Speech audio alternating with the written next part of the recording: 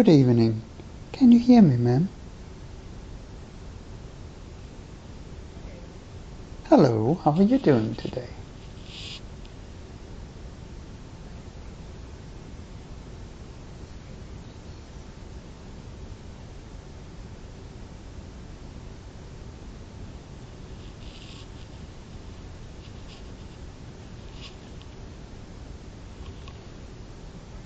Good evening, how are you doing today? It's evening, isn't it? Or late afternoon? 4 p.m. Late afternoon. Yeah. How are you doing today? A little bit tired. May I ask why? Yeah? Well, that's always exciting then, I reckon.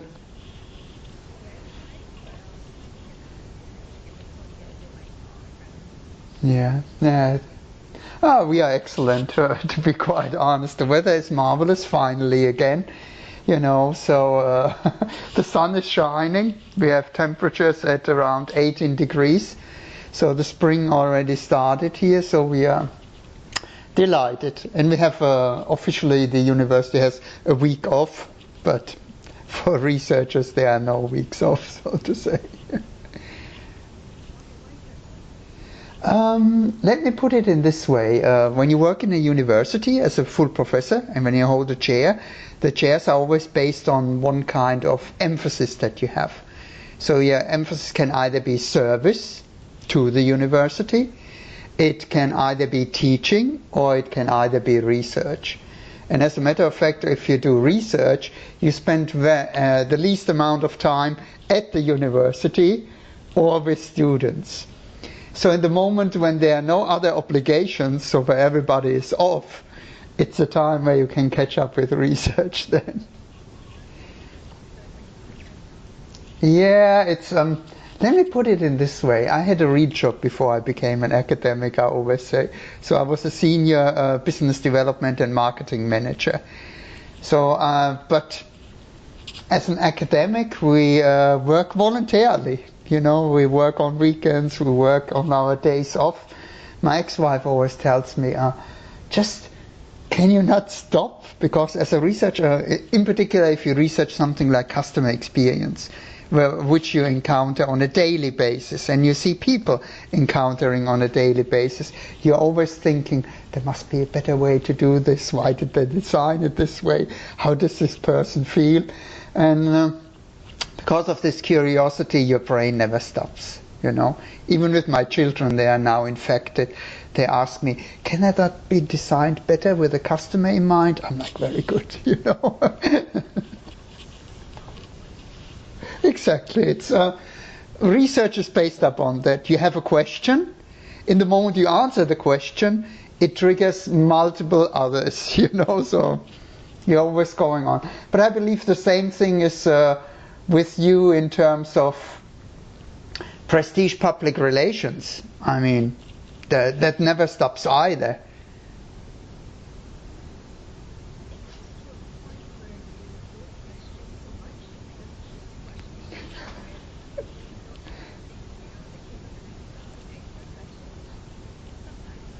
Yeah.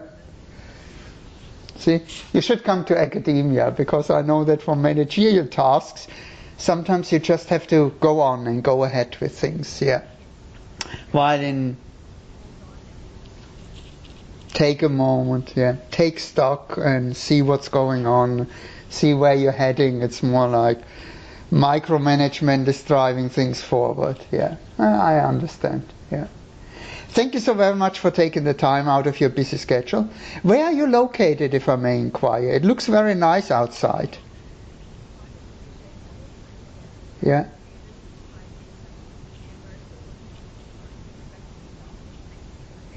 Oh. Oh, no. Don't worry about it. To be quite honest, this is one of the benefits we see from COVID-19, because COVID-19, not all is bad, you know, people refocus on getting closer together, quality time, you know, local becomes the new focus, which is good to see that the neighborhoods are picking up relationships and so on. But also, we couldn't have envisioned talking to somebody virtually, number one, because we're always like, we have to be in the office and sit together, who knows why. But also in terms of, today you have meetings with people where the kids are running around in the background, and you don't even have to apologize. People are like, oh yeah, I said your daughter. I'm like, yeah, they come by. And everybody's okay with it. Before COVID-19, you couldn't imagine that. Or, you know, or not wearing a tie, you know, or a dress. Exactly. Today it's, yeah, don't worry about it. So positive changes. How do you feel about going back to the office?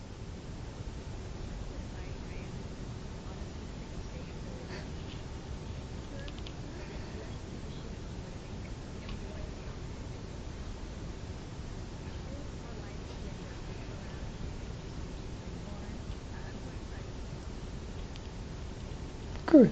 Good for you. How's the situation in Malaysia anyway regarding COVID-19? I have no idea, to be quite frank.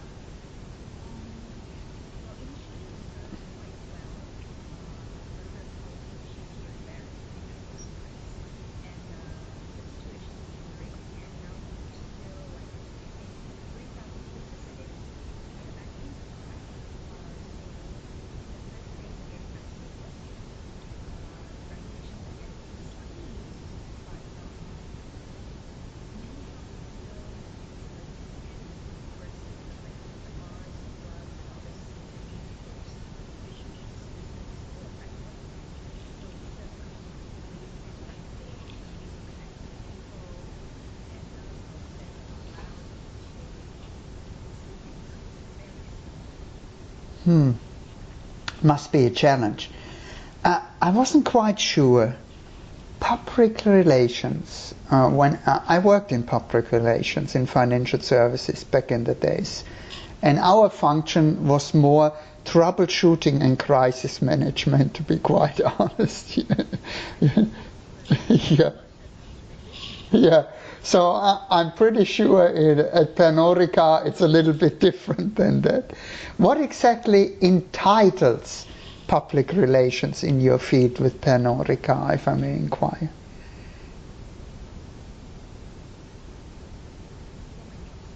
Yeah. What are you doing? Yeah. Yeah.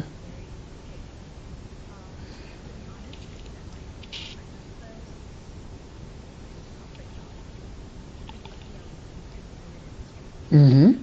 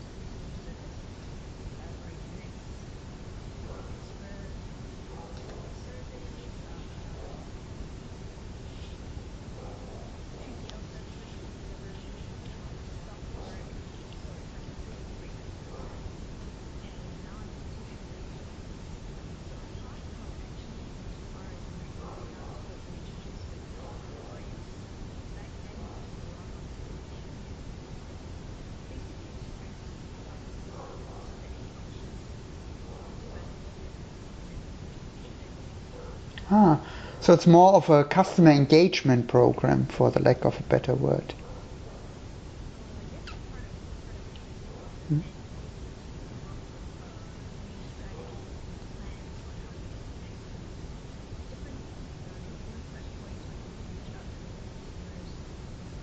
Ah, so also business development in the broader sense. Yeah. Oh, interesting.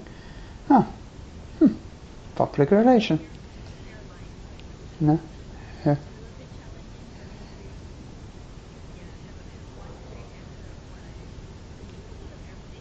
Yeah. Yeah. Oh, but that's okay, learn as you go, live and learn. Oh, that's good. Yeah. Excellent. I have a question. Would it be possible to record our conversation? It will, of course, stay absolutely confidential. Yeah, so I'm just going to start now. Thank you.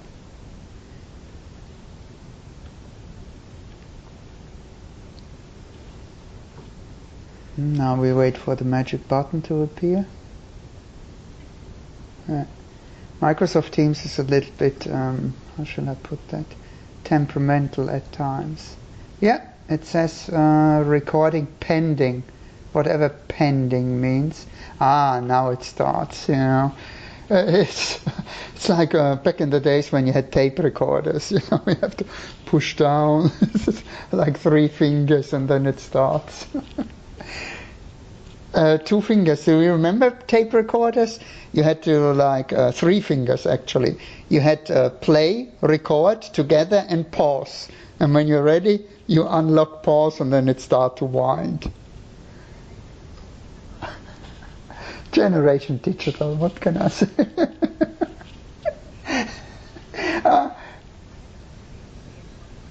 Yeah. It's sometimes when I use these examples, people look at me like, what is the professor talking about? I'm like, okay, you. It was before your time, So I always have to go back and say, there were times when we had no computers, no internet, and the way we conversed were land phones, no mobile phones, and we were writing letter, paper, pencil. How how adequate? Yeah. People, okay. Now you have Instagram, that seems to be faster. In any case, thank you so very much for taking the time out of your business schedule. We appreciate that. First and foremost, I would like to explain what this project is actually all about, because I do not know what kind of information you received it from Alexander or from Mrs. Macaron de la Cloche. Because sometimes I have the feeling that some things are lost in translation.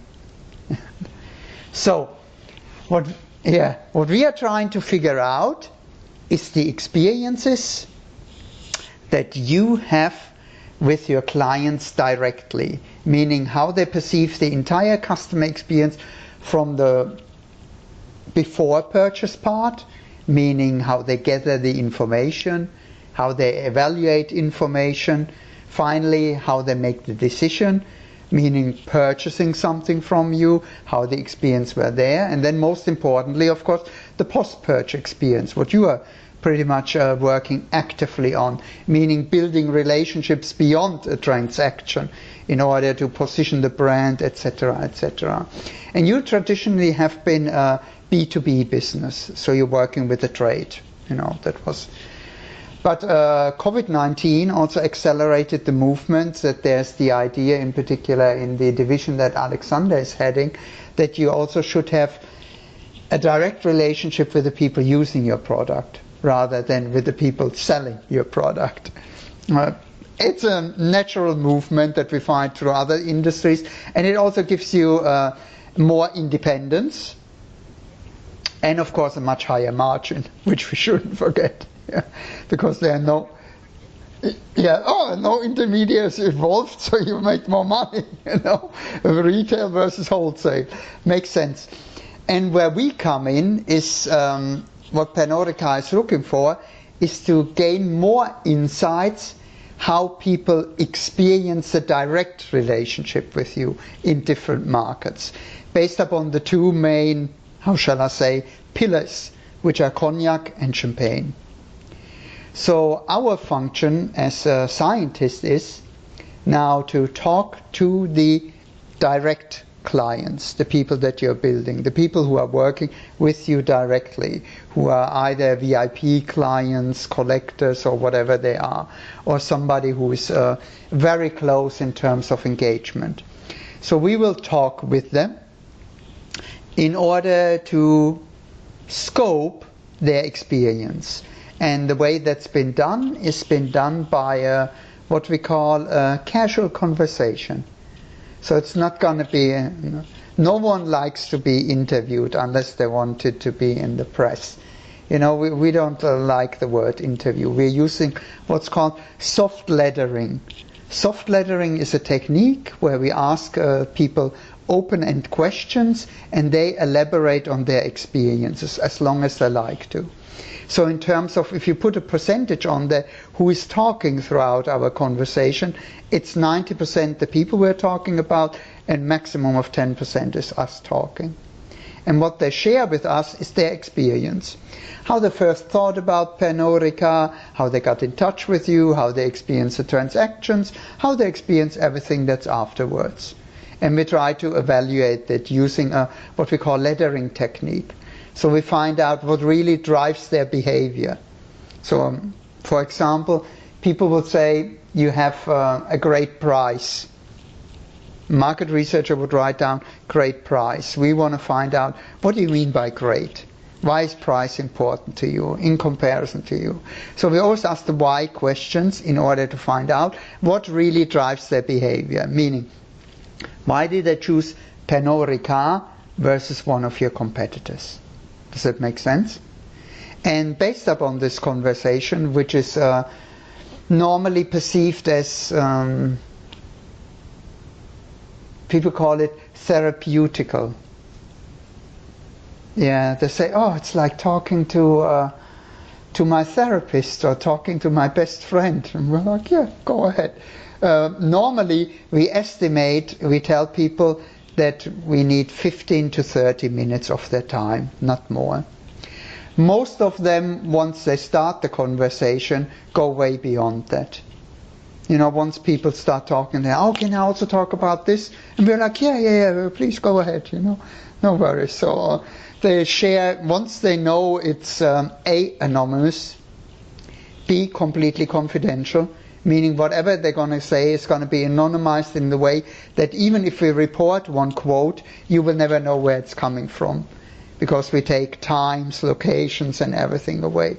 The important part is that we take all these conversations and find out what do they all have in common in terms of what they see as an opportunity and what they see as a challenge of having a relationship with you.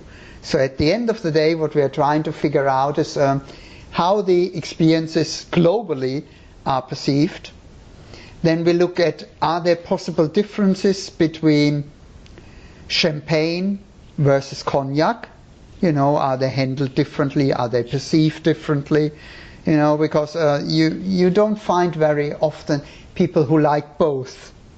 Normally people are in one or predominant in one or the other field.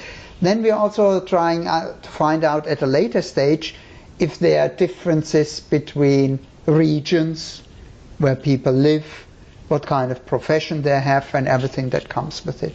But that's at the later stage. The most important thing at the beginning is to find out what do they really like about the experience and where there's room for improving the experience. So in a way, we are trying to create the Pernod Ricard customer experience direct client DNA. That we can say every single one of them says this, this, and this. There are differences between cognac and champagne, and there are differences with Asia versus US or versus Europe. But the interesting part for us is, and that's important for you as a manager, is that you can find out what they all have in common. Because rather than, we just published a paper up on this, which is taking international marketing everywhere. When we work with ultra high net worth or high net worth individuals, people always say, they are different depending on their culture, their values, their upbringing, if they are self-made, old money, yada, yada, yada, yada. All the things they have not in common. And we always say, if I give that to somebody like you, you cannot do anything with it. Because you're saying, so they are different. But in which sense are they different? And if every person is so completely different, how can I design a strategy or a tactic that will work and we can found upon? If we first have to figure out every single client and then make a strategy, this is not going to work.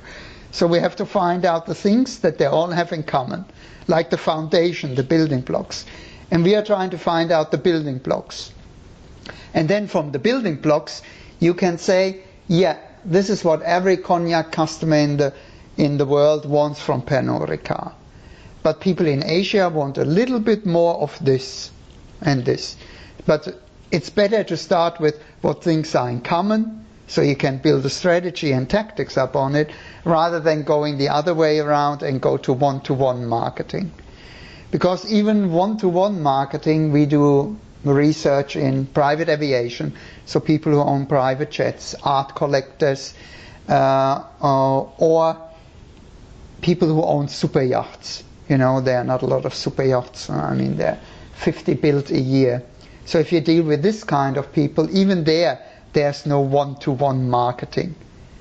Even the shipyards say every single owner or wants to build a super yacht with us is completely different.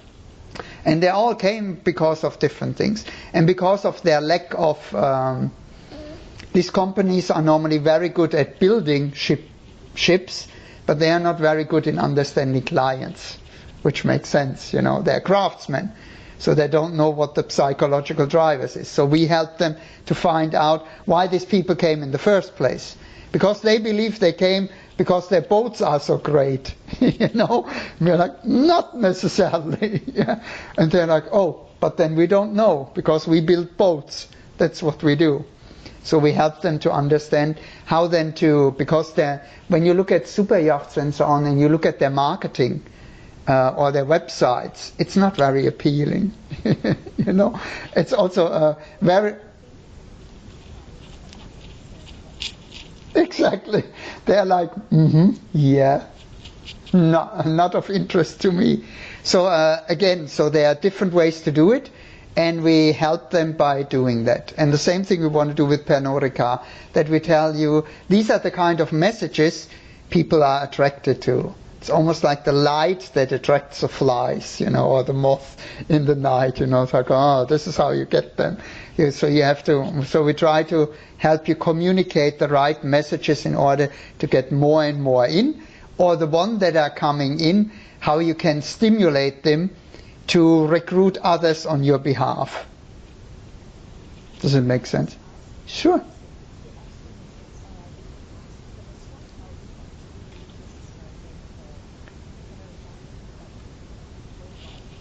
Yeah.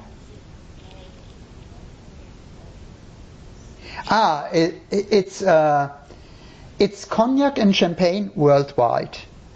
So we are No. It's only Pernod Ricard. You are our client. Sorry. This is only Pernod Ricard. Because again, this makes more sense, because your customers most likely know your competition. So when we talk about them, they will also immediately evaluate you against. I have this conversation often with clients when they say, yeah, let's say they're a car manufacturer, but they're talking about my car, our car, you know. How do I know how they perceive the other car? And I say, when we talk with them and they highlight what they like in your car, it's immediately compared to the other cars. So rather than looking at Pernod Ricard, looking at Diageo, for example, to say what they have differently, or LVMH in champagne, that you say, no, that's not really important. Because your customer is not thinking about a brand, they're thinking about you in comparison to others. Think about yourself when you buy a car, and what kind of car do you drive? I don't know if you drive a car. There you drive a Toyota. There you go. And other competitors in the market of a Toyota could be a Volkswagen, could be a Hyundai, could be a Kia, all this kind of cars that are out there. But when I ask you about your Toyota, you immediately also related, probably you had a test drive with a Kia, probably you had a test drive with a Volkswagen. People will talk about their Volkswagen or their other cars. So all this kind of cars you already benchmark it against. So I don't have to ask how was the Volkswagen, because you choose the Toyota, and when you tell me why you choose the Toyota, I know then when I go back to Toyota, I say this is the things that you should be focusing on, because people already compare against other cars. Because Tricia didn't come up from a planet and ended in a Toyota showroom and handed over her credit card. No, she knows there are other cars, other people out there. So it's all, and the same thing is with Pernod Ricard. They know other providers, but they tell me why they choose you, which is important. I don't want to ask them. They are no customers are always promiscuous.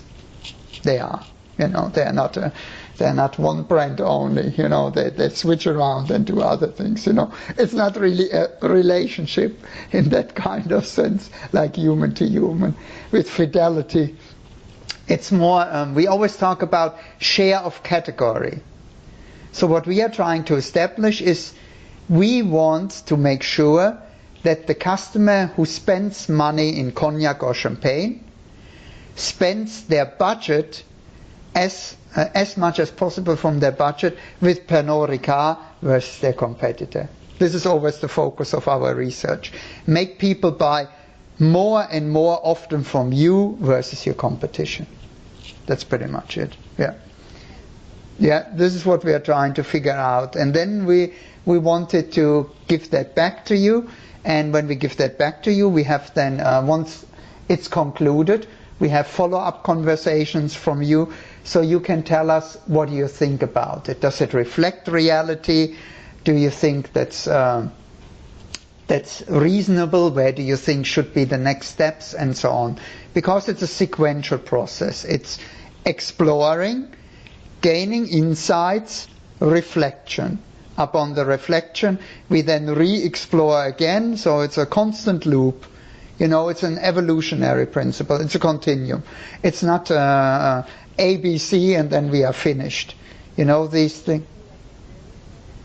I do not know. We always, we always start with insights, and then we leave it up to Pernod Ricard what they want to do with it.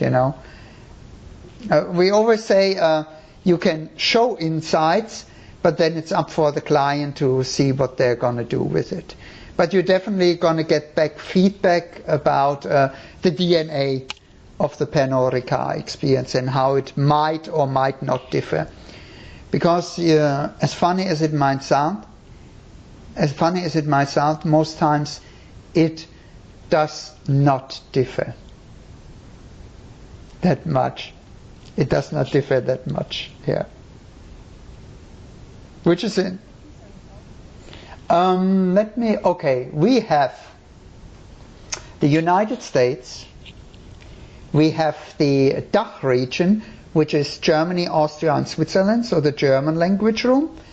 We have France, we have China, we have Singapore, we have Malaysia, we have Australia, and we have Russia right now. So it's, I always Alexander is responsible for picking them. I always say you pick the one that you believe are the one that you should be focusing on. So we start with the first wave of interviews. Then we do all the scientific work, coding, cross-coding, interreliability tests, all these things that you're like, whatever, you guys can do this. But it's coming back with, this is what it is. And then you can look at it and hopefully apply it in a way that it makes your life easier and your work easier.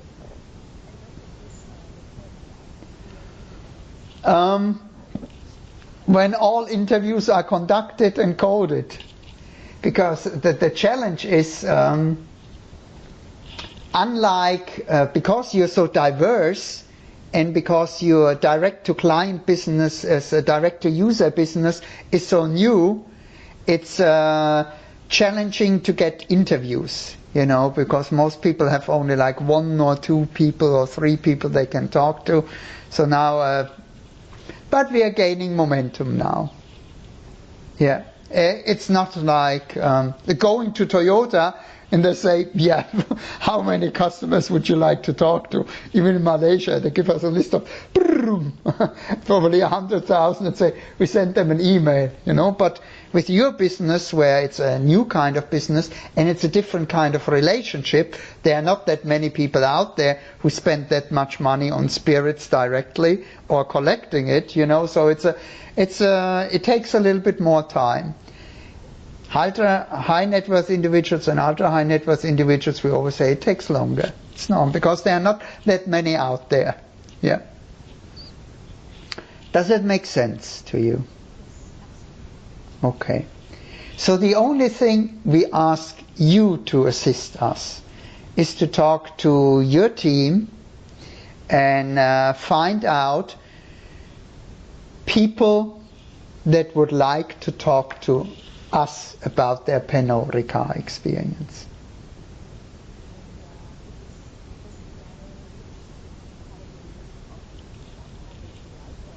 No. Cognac, champagne doesn't really matter to us. Yeah. As long as it's these two. The more the merrier. The more the merrier. Yeah.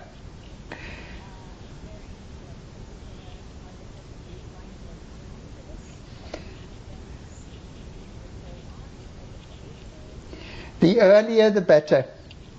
Yeah. We don't have deadlines, you know, that's a beauty in research. We don't have deadlines, but I believe the headquarters would likely have it earlier than later. Yeah. Does that make sense? Yeah. Yeah, they're like, yeah, of course, they will get feedback to you. They're like, come on. Yeah. And we're like, okay. You know, it's as we often say, the ball is in your court. You know, the ball is in your court. We are ready. You know, we're like, okay, we are ready when you are. So what I'm going to do is one thing that might be of interest to you. Let me just see if I have that.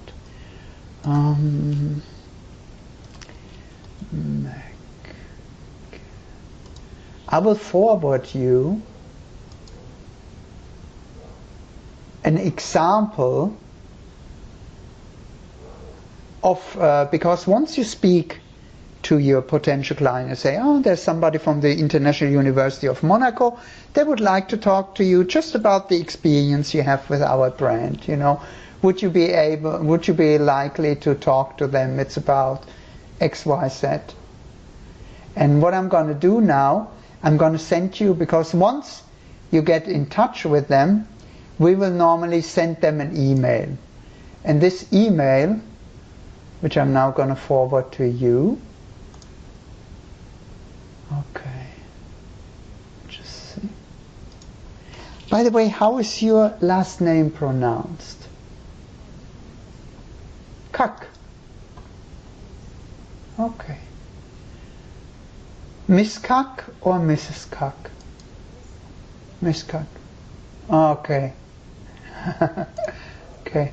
It's always important. I always say it's very important that you address people correctly and by their correct name.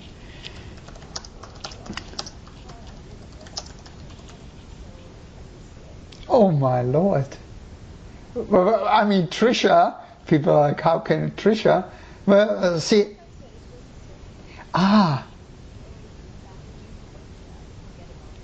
where does the name come from, if I may inquire? Because it could be German, to be quite honest, in origin. Yeah? Yeah? Oh, It's like one of these Ellis Island stories where people get their last name from the city where they come from, because people were too lazy in the immigration services to do that. Yeah, back in Ellis Island, when immigrants arrived at New York, you know, often when you have like kids, they had their name and then they had the city where they came from, and often they just overlooked the last name and gave them as last name then their, yeah, it's like, okay, this is New York, okay, whatever, yeah. Oh, that's interesting. In Malaysia, if I remember my friends correctly, it's kind of a very multicultural, multi-ethnic, and multi-religion kind of hotspot there. There's a lot going on. No, unfortunately not, but I have friends who come from there who did their MBA with me. So they always said, oh, you have to come. And I'm like, yeah. Yeah. I remember the CNN commercials, you know, Truly Asia. Yeah. But no. Nah, you know, the CNN commercials are, it's one of these jingles that get stuck. But when I talk to my friends, and there were also, one was of a Vietnamese origin, one was born and raised in Malaysia, the other one came from China, the family. I'm like, so how is it? It's very busy, you know, there's a lot going on. And yeah, I'm like, wow. And it's very humid, so I've been told. Tropical. Yeah. Yeah. Like Florida in a way. I don't know. Okay. I just sent you an example email which has the name of your colleague in there. But this is something, if your contact will say, yes, Professor, I would like to talk to you, then we send out this email. But this email also gives you a good idea of what it's going to be. And of course, it says there in German or in English. That will not be the case for your clients, you know. It will be in English. But this is the kind of letter they get. So it's an example, you know. Okay. It was somewhere in the cloud. Somewhere. Yeah.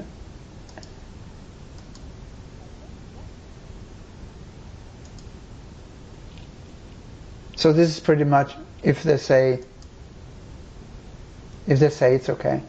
But it's all, sometimes people don't need that anymore, because somebody like you, Miss Kuck, probably tell them in a way that they say, oh yeah, they can contact me. Just give them my details. And we will always keep your information, if you like to, in CC. Because we know these are, and this is very important to us, these are your clients. You have the relationship with them. And we don't want to interfere in any kind of these relationships. We want to enrich the relationship. We are just a neutral observer who would like to talk with them about the experience, and then we feed back to you in an anonymous and confidential way, which your clients will appreciate. Because let's be quite honest, our research clearly shows that people talk to us in a different way than they would talk to a market research agency of Pernod Ricard. Yeah. Yeah. Yeah, it's always good, you know. It's always good. No, it should be totally fine. But it's important for you to know it's your relationship. You handpick the people, and we won't interfere in no way, shape or form. We're just going to have a nice chat with them, and afterwards it's back to you.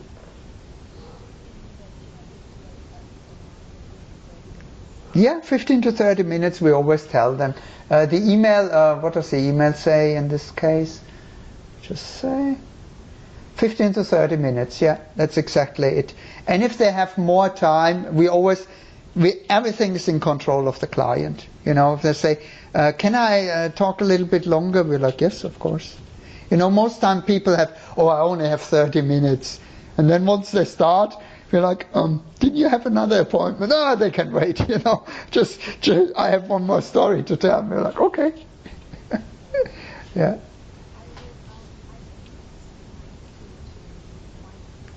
Yeah.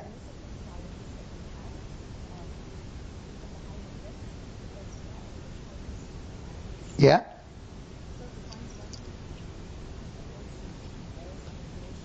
Yeah. Yeah. Absolutely. Yeah, that makes sense. We also speak German, Italian, and French, but I don't think that helps a lot in in Malaysia. No, none of us speaks Mandarin. Yeah, that's.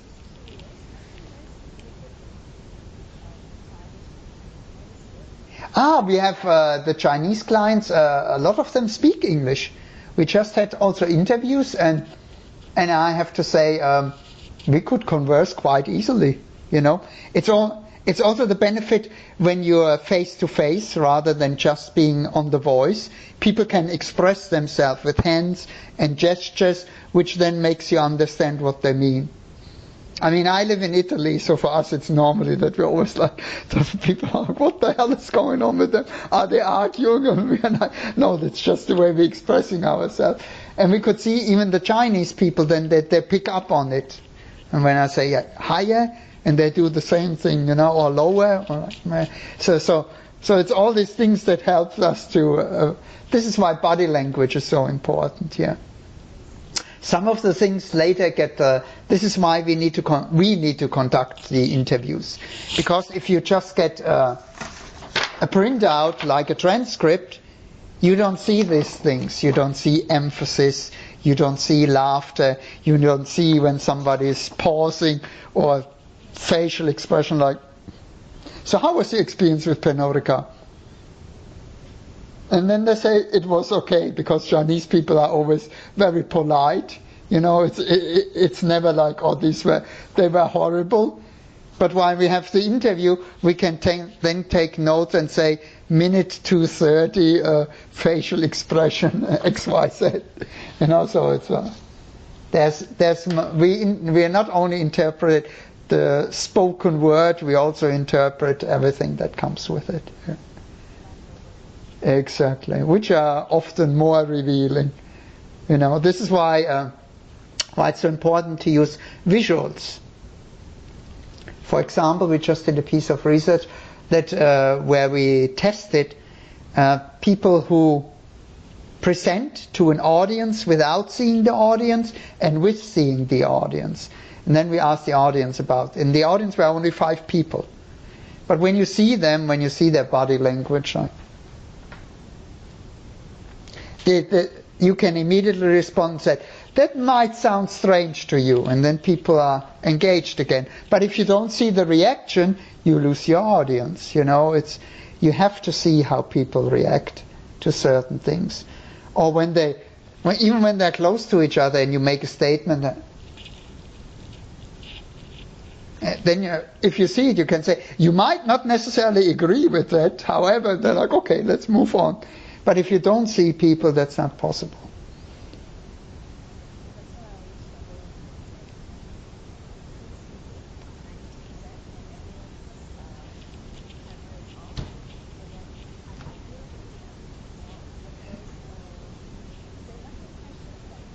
Yeah, raise your hand.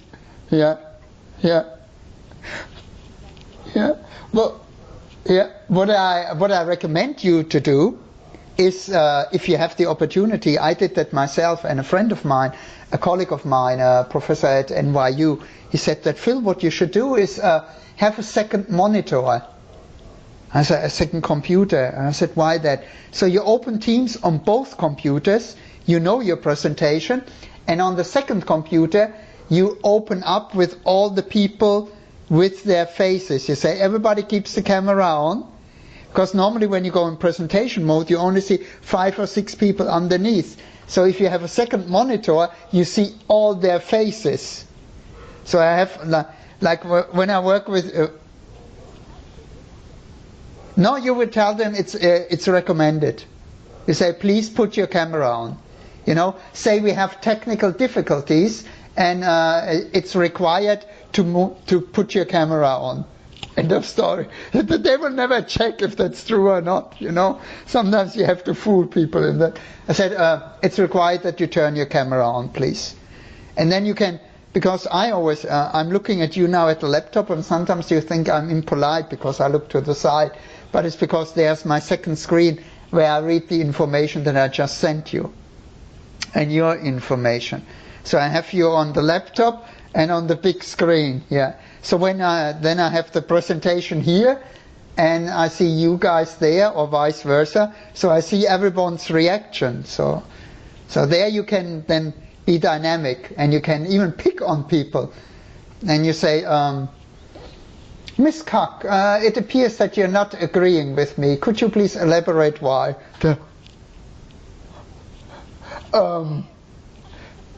And that also keeps them on their toes, you know, so they're not like, yeah, they're not just clicking out on the camera like, yeah, oh, yeah, okay, thanks. Yeah. We've all been there, you know, going to meetings, clicking and getting on the camera, and then, and at the end say, merci beaucoup, you know, and off they go. Yeah. And then you have that, you know, not everybody is engaged in this. And like this, they need to be engaged, you know, because it's important. Yeah. Yeah. Little tricks. Keep them on their toes, you know. Or just mention it, saying, oh, that's a nice shirt you're wearing there. Or what's the picture in the background? People are, oh, I didn't, yeah. And then they're immediately engaged, and they stay engaged. Because they believe they are not just a tile on a screen. Yeah. Absolutely.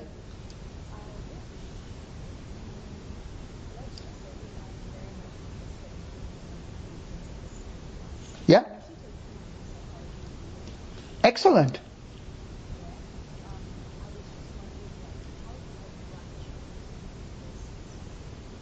In this kind of research that we are doing,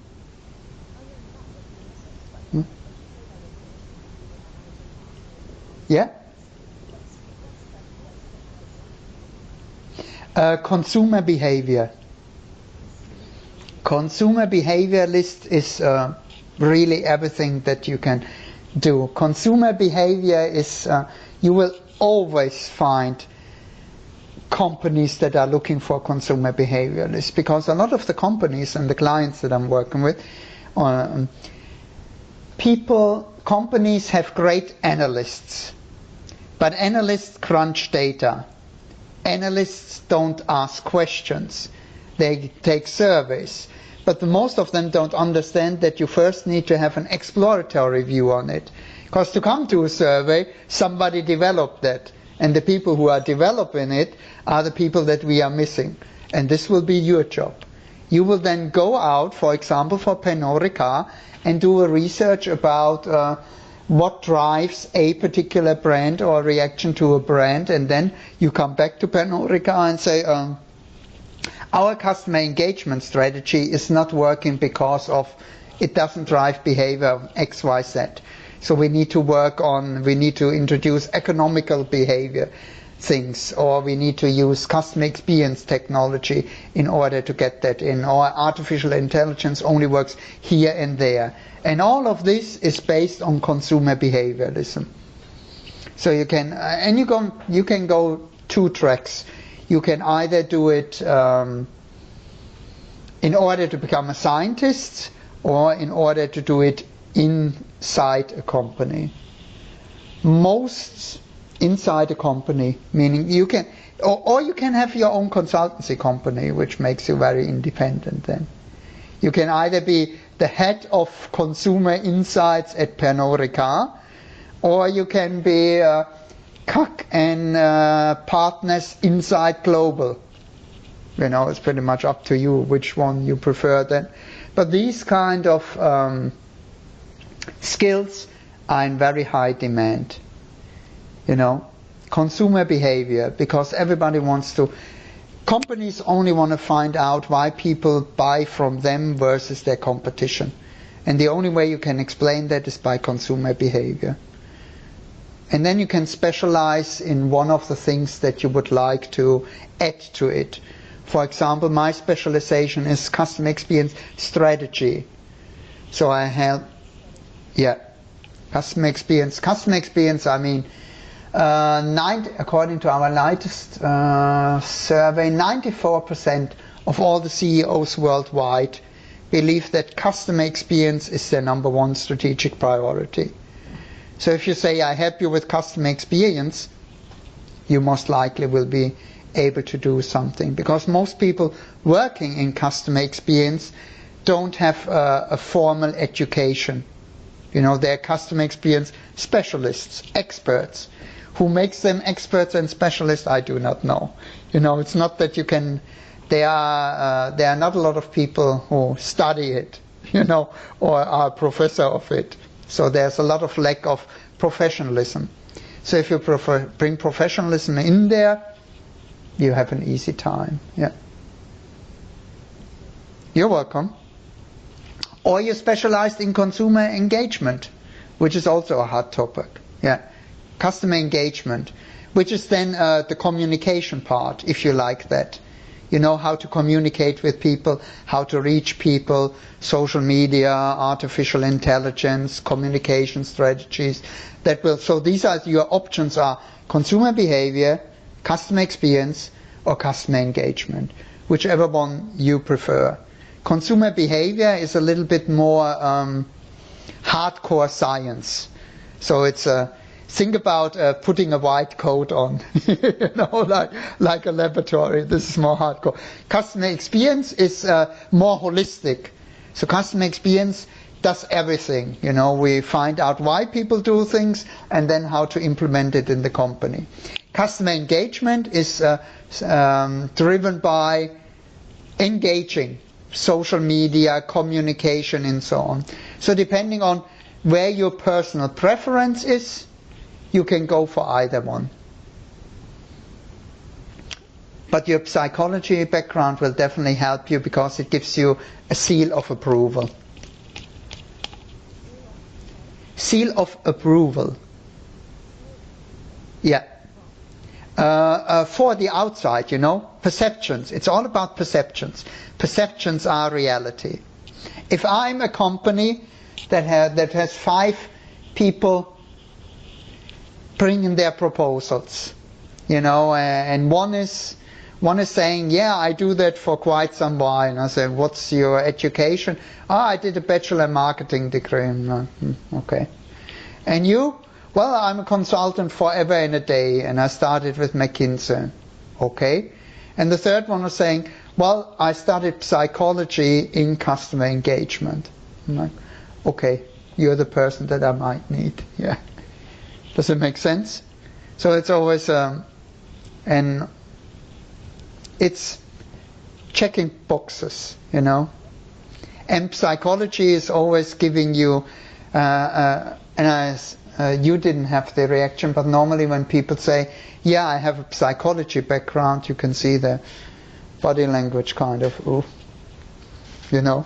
He's now checking me out. He's looking at my body language. He's interpreting what I'm saying. Yeah. Yeah. But again, at the beginning, I noticed it as a researcher, and I always say, don't worry, you know. This is not. I'm not here to analyze you, you know. So don't worry. And they're like, whew, yeah. But normally when you say, oh, and you're like, no, don't worry about it. So I always say customer experience. That is less offensive, you know, than psychology. But if you say psychology, but use it to your advantage. When you say, well, in my psychology studies, you immediately go a level up. Because people think psychology, doctor, education, knowledge, expertise. Use it to your advantage. Yeah. Yeah, exactly. So you can always Look at, I always say there's always two sides of the story. Every challenge has a great opportunity. You just have to turn it around. Yeah. Yeah. Very good. Yeah. Does that answer your question, Ms. Kuck? You're welcome. And there are great universities out there who do great work with it. There are even universities, if you want to go that way, that I could recommend that will be better there because they already have a reputation of doing this. Because you can do it. That's true. Yeah. Oh yeah, but good for you, you know. Good for you. That's good, and that's the way to do it, you know. It's again, some people will say COVID-19, I'm all at home, what I'm going to do, while others are taking the opportunity to say, well, opportunity for me to get an additional degree. You know, there's always for me the glass is always half full, you know. So good for you. But there are definitely opportunities out there, and later on if you want to pursue that faster, it's also important then that when you build your own personal brand, that you build it around things, you know. So it's then also different where you get your degree from. People always ask me, where should I get my degree from? I always say, where do you want to work and with whom do you want to work? And they ask me, why is that important? I said, because you have to think about the perception that leaves with these people, not your perception. Exactly. Yeah. I mean, when people say, oh, I studied at Harvard, I always say, which degree? You know, when they say politics, I'm saying when you should go politics, you should have gone to Yale, not to Harvard. You know, Harvard, law and business, because Yale has the best politics department out there, you know. Or when people say, I want to become an accountant, and I was at Harvard, I say, if you want to become an accountant, you should have gone to Chicago, because this is the best accounting school for everyone worldwide.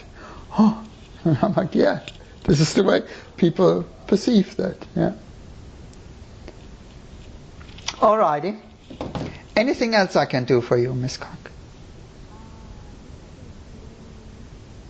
Yeah? Yeah? Excellent. That's very much appreciated, yeah? No, at this stage, no. I just wish you the very best of luck, and I'm sure you will have a great next week, because you're going to go with full energy back to your team. So that should be fun. Yeah. You're welcome. Have a great day and a nice evening or late afternoon now. Bye-bye. Bye-bye.